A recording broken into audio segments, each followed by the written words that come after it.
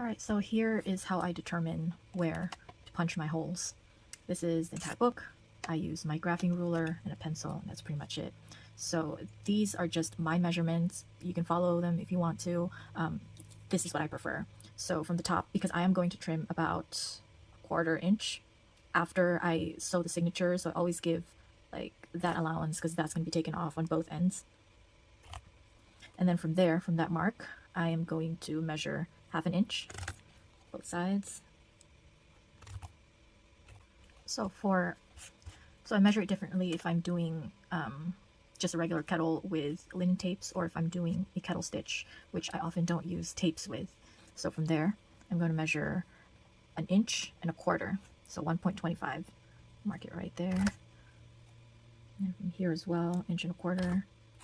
All right, and then from there, I am going to measure 1 inch.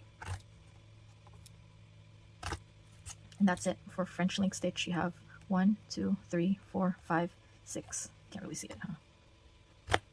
And that's it. And then I just saw that. And that's for French link without the tapes. Or you can also use the tapes, but I usually don't. My tapes would be right in the middle here, and the stitch would crisscross on top of it. So for kettle stitch with linen tapes, the measurements are just a little bit different. So from here, I would measure about 1 inch, exactly 1 inch away. Lay it down, same at the other end. So that's 1 inch apart.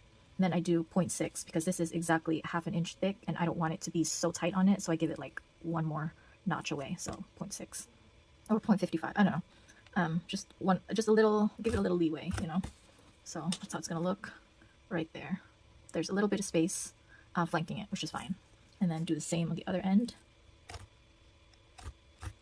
We are going to measure another inch and one more notch, like, what is that, 1.10 inches? I don't know. I just usually go by the lines here.